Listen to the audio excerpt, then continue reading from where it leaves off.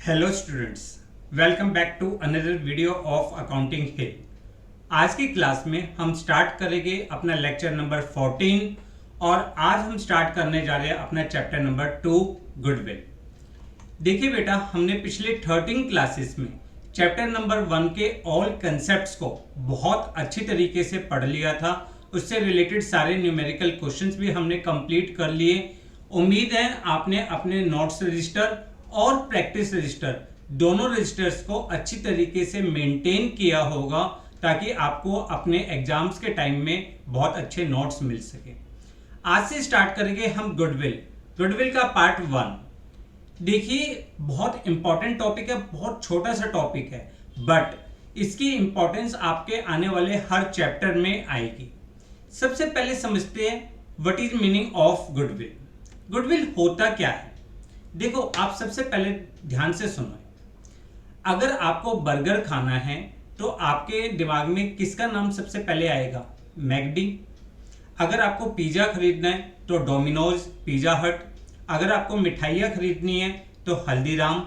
इन सब के नाम्स आपके दिमाग में आते हैं। तो ये क्या चीज़ है? ये है उस फर्म की गुडविल, उस बिजनेस की गुडविल जो उसको दूसरे बिजनेस के से डिस्टिंग्विश करता है, उससे ज़्यादा प्रॉफिट अर्न करने में आपकी मदद करता है। देखो, गुडविल कुछ नहीं है। गुडविल का मतलब होता है कि वो चीज़, वो थिंग जो आपके बिजनेस को दूसरे बिजनेस से ज़्यादा प्रॉफिट अर्न करने में आपकी मदद करता है। अगर हम गुडविल को डिफाइन करने की कोशिश करें तो गुडविल बेसिकली क्या है? गुडविल इज बेनिफिट और एडवांटेज। गुडविल इज बेनिफिट और advantage of good name, reputation and connection of business which helps a business to earn more profits as compared to newly established business. Basically देखिए, ध्यान से समझिए, goodwill क्या है? Goodwill का मतलब होता है किसी भी बिजनेस का अच्छा नाम, उसकी अच्छी रेपुटेशन, उसके कस्टमर्स के साथ अच्छे कनेक्शंस, जो उसको किसी नए बिजनेस के मुकाबले ज़्यादा प्रॉफिट अर्न करने में मदद करता है। ठीक है, ध्यान से समझिए। गुडविल इज द बेनिफिट और advantage of good name, reputation and connection of business which helps a business to earn more profits as comparison to newly established business। देखिए, दोबारा ध्यान से समझते हैं। अगर मान के चलिए ए और बी दोनों ने सेम टाइप का बिजनेस स्टार्ट किया, बट ए ने जो अपना आउटलेट खोला वो मैकडी के नाम से खोला और बी ने अपना आउटलेट जो है सिंपल एक बर्गर के नाम से खोल दिया। अब किसकी सेल स्टार्टिंग में ज्यादा होगी? मैकडी की।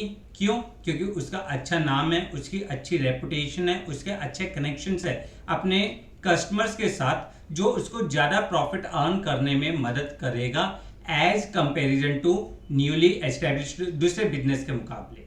ठीक है, तो गुडविल का मतलब कुछ नहीं है। गुडविल अगर हम ध्यान से देखें, goodwill is a thing which is very difficult to define but easy to describe. इसको डिफाइन करना बहुत टफ है, बट डिस्क्राइब करना बहुत आसान है। अगर हम इसको डिस्क्राइब करें तो ये अच्छा नाम, अच्छी रेपुटेशन, अच्छा कनेक्शन है किसी बिजनेस का, जो उस बिजनेस को दूसरे बिजनेस के मुकाबले ज्यादा प्रॉफिट अर्न करने में मदद करता है। क्लियर? अगर हम गुडविल को, कई बार वर्ड आता है कि is goodwill a fictitious assets. क्या गुडविल फिक्टिशियस असेट्स है, एक काल्पनिक असेट्स है? नहीं, ध्यान रखिएगा, goodwill is an intangible assets. Intangible की डेफिनेशन हमने पढ़ी थी। इंटेंजिबल की डेफिनेशन क्या होती है कि the assets which do not have any physical existence. ऐसे ही गुडविल को हम ना देख सकते ना हम छू सकते, सिर्फ इसको महसूस किया जा सकता है। तो we can say goodwill is an intangible assets. Goodwill क्या होता है? इंटेंजिबल असेट्स होता है। तो हमने क्या पढ़ा? हमने पढ़ा कि goodwill is the benefit and advantage of good name, reputation and connection of the business which helps a business to earn more profits as compared to newly established business। और हमने इसका नेचर भी पढ़ा कि goodwill is not a fictitious assets. Fictitious assets नहीं है, it is an intangible assets. कौन सा असेट्स है? इंटेंजिबल असेट्स है। क्लियर? चलिए अब देखते हैं गुडविल को हम क्यों कैलकुलेट करते हैं, कब कब गुडविल को कैलकुलेट करने की जरूरत पड़ती है। जब भी पार्टनरशिप के बीच में, पार्टनर्स के बीच में किसी भी कारण से पार्टनरशिप का रिलेशनशिप जो चेंज होता है तो we value the goodwill.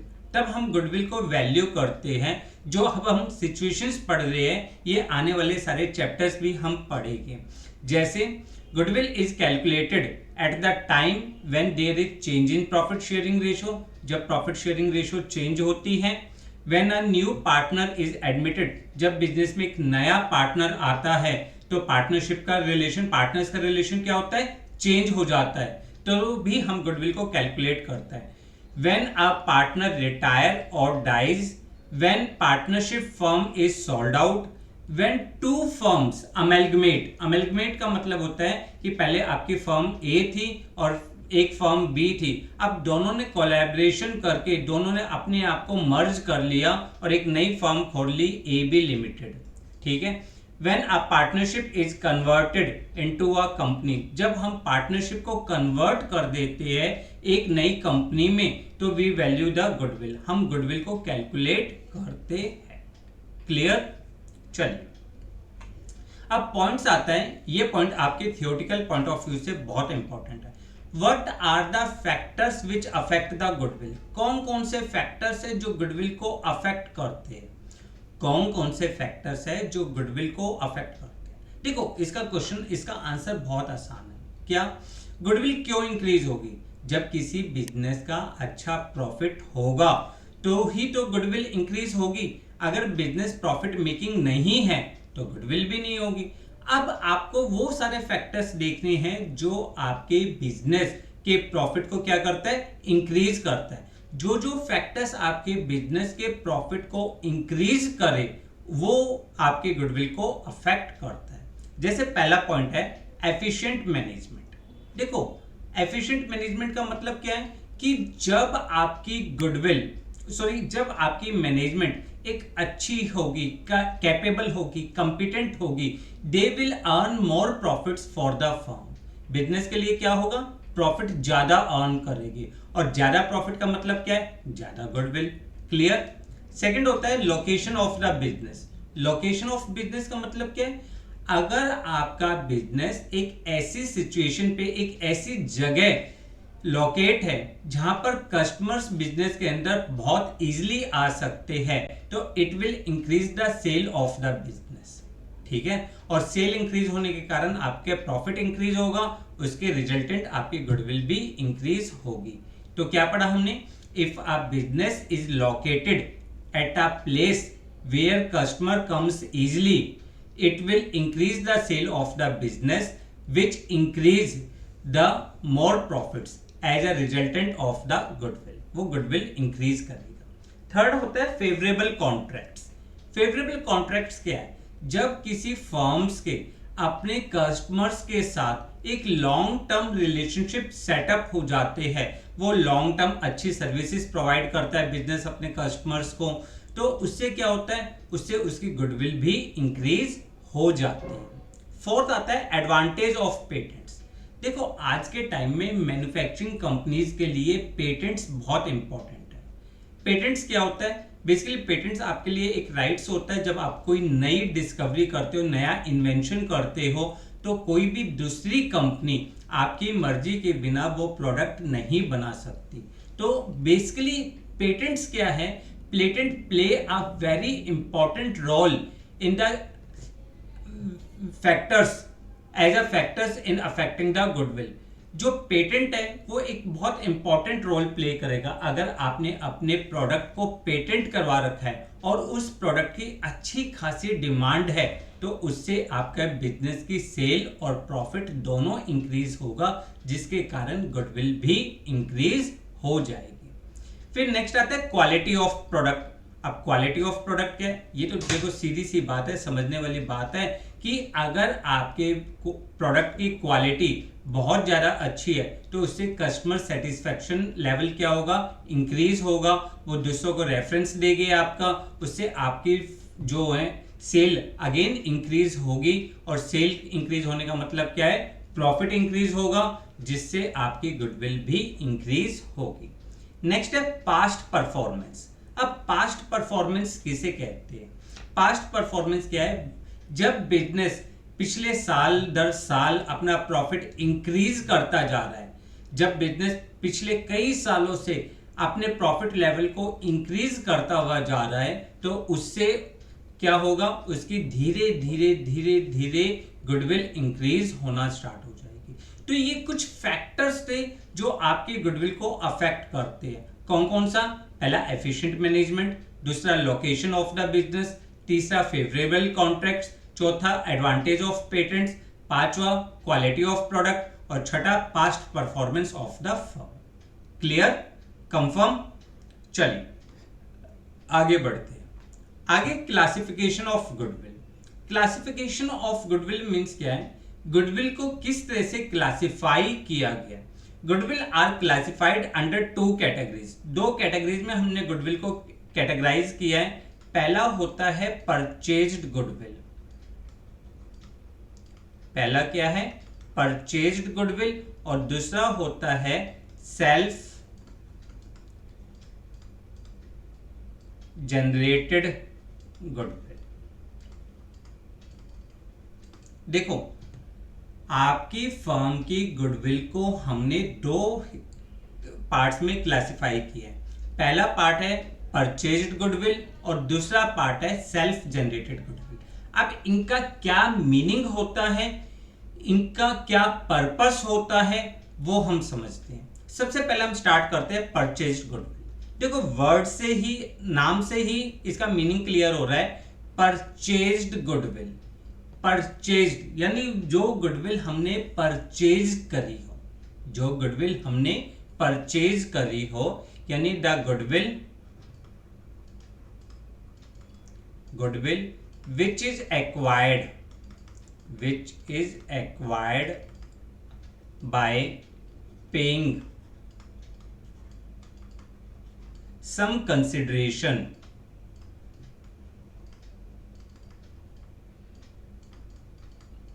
is known as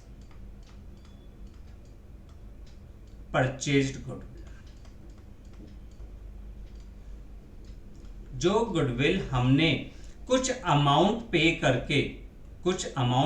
करके हमने एक्वायर्ड करी हो, उसे हम परचेज्ड गुडविल कहते हैं। यानी it is the excess of net assets, it is the excess of purchase consideration over the net assets is known as the purchased goodwill. क्या बोला सर? कुछ समझ में नहीं आया, समझते हैं।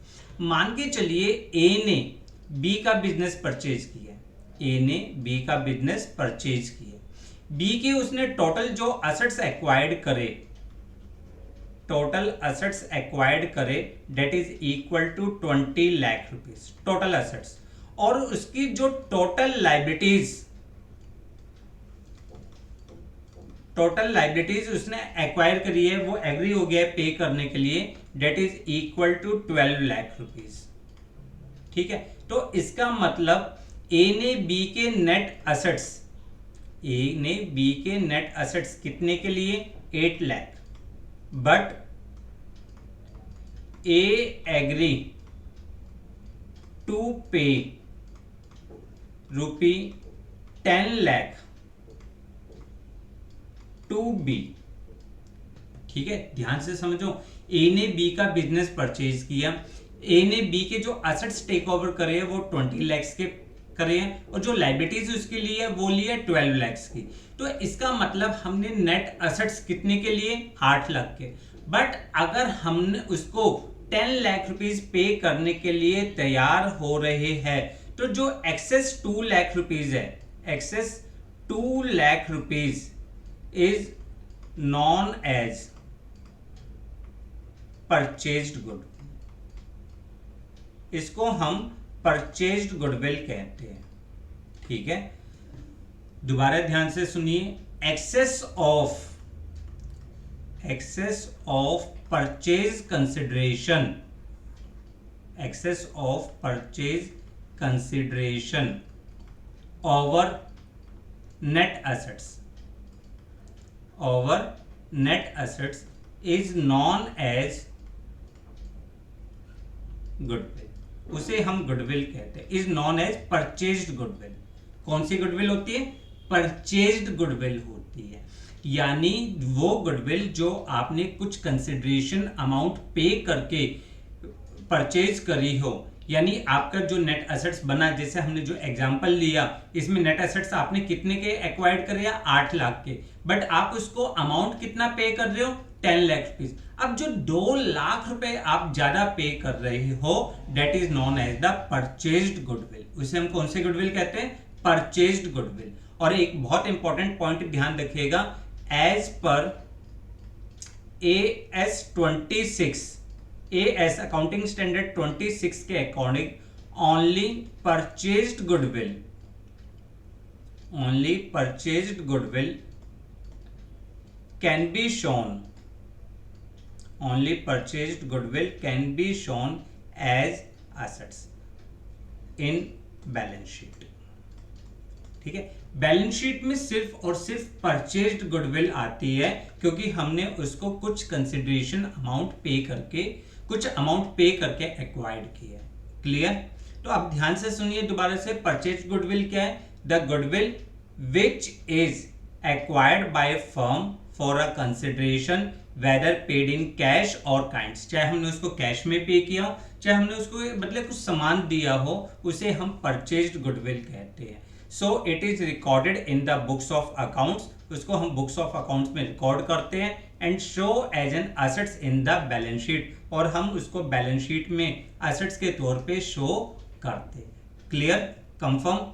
सेकंड आती है, जैसे एक एग्जांपल और देखते हैं। अभी वैसे मैंने आपको एग्जांपल समझा दिया, बट दोबारा से एक एग्जांपल समझते हैं। ABC limited acquired the business of PQR limited for a purchase consideration of ₹5 lakh. हमने टोटल कितना परचेज कंसिडरेशन किया है? 5 लाख रुपीज का, paid by cheque. The assets acquired and liabilities taken over, जो हमने उनके असेट्स लिए वो ये है और जो लाइबिलिटीज लिए वो ये है। तो calculate the amount of goodwill, उसके लिए गुडविल कैलकुलेट करिए। देखिए टोटल असेट्स, अभी जो हमने एग्जांपल समझा था वही तो चीज है ये। टोटल असेट्स कितने को हो जाएंगे? 10,000 plus 7,50,000 plus 1,50,000, this is equal to 9,10,000। कितना हो गया? 9,10,000। टोटल लाइबिलिटीज,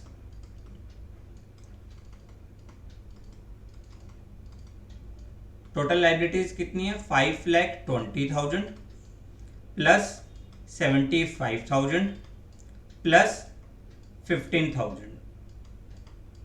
ठीक है, अगर हम इसको टोटल करें तो this will be equal to, ये आपके लिए कितना हो जाएगा? ये आपके लिए हो जाएगा 6,10,000। ठीक है, कितना हो गया? 6,10,000। क्लियर? अब यहां पे अगर आप गुडविल की वैल्यू देखते हो, यानी नेट एसेट्स देखते हो, पहले नेट एसेट्स हमने कितने के लिए? नेट एसेट्स हुए हमारे 3 लाख के, बट परचेज कंसिडरेशन, जो हमने परचेज कंसिडरेशन पे किया है इसके लिए, purchase consideration that will be equal to कितना है? 5 लाख रुपीज। हमने नेट एसेट्स कितने के लिए? 3 लाख रुपए के, बट हमने जो उसको एग्री हुए पे करने के लिए, that is 5 lakh rupees. So purchased goodwill या वैल्यू ऑफ गुडविल जो है, वैल्यू ऑफ गुडविल कितना हो जाएगा, 5 lakh minus 3 lakh, this will be equal to 2 lakh. ये आपकी गुडविल हो जाएगी, ये आपकी क्या हो जाएगी, गुडविल। Clear, confirm. तो परचेज्ड गुडविल का मीनिंग समझ में आ गया। वो गुडविल जो हम कुछ कंसिडरेशन पे करके एक्वायर्ड करते हैं उसे हम परचेज्ड गुडविल कहते हैं। और परचेज्ड गुडविल कैसे निकालते हैं, purchase consideration minus net assets. Clear. और परचेज्ड गुडविल को हम AS26 के अकॉर्डिंग बुक्स में शो कर सकते हैं एज एन एसेट्स। किस रूप में, एसेट्स के रूप। सेकंड आता है आपका सेल्फ जनरेटेड गुडविल। देखो वर्ड आ रहा है सेल्फ जनरेटेड, यानी जो हमने एक्वायर्ड नहीं करी हो, जो हमने जनरेट करी हो, यानी goodwill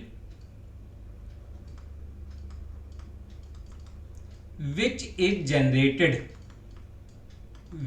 is generated by efforts of owner in past years, or goodwill which is generated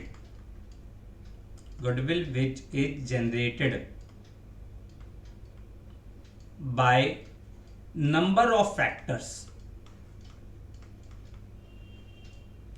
in past। Means आपके ओनर ने बहुत ज्यादा मेहनत करी, उसके कारण आपके बिजनेस का नाम धीरे धीरे इंक्रीज होना स्टार्ट हुआ। आपकी मैनेजमेंट बहुत अच्छी थी, आपके बिजनेस की लोकेशन बहुत अच्छी थी, आपके अपने कस्टमर्स के साथ रिलेशन बहुत अच्छे थे, आपकी क्वालिटी बहुत अच्छी थी।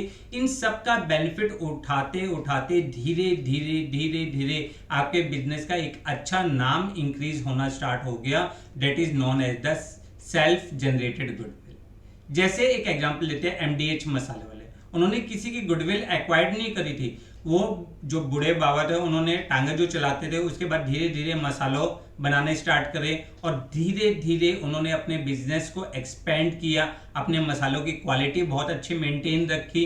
तो धीरे धीरे आज के टाइम में MDH एक बहुत बड़ा ब्रांड बन गया है। तो ये जो MDH की गुडविल एक्वायर्ड हुई है, ये गुडविल उसकी कौन सी है, सेल्फ जनरेटेड गुडविल, उसके द्वारा जनरेट करी गई। ठीक है ना।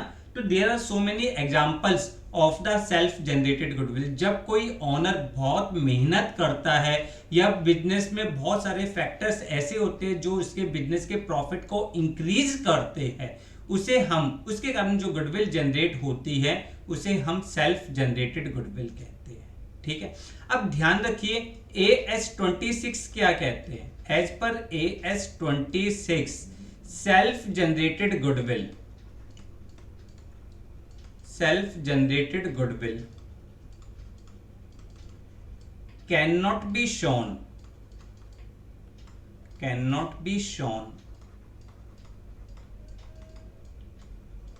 in books of assets।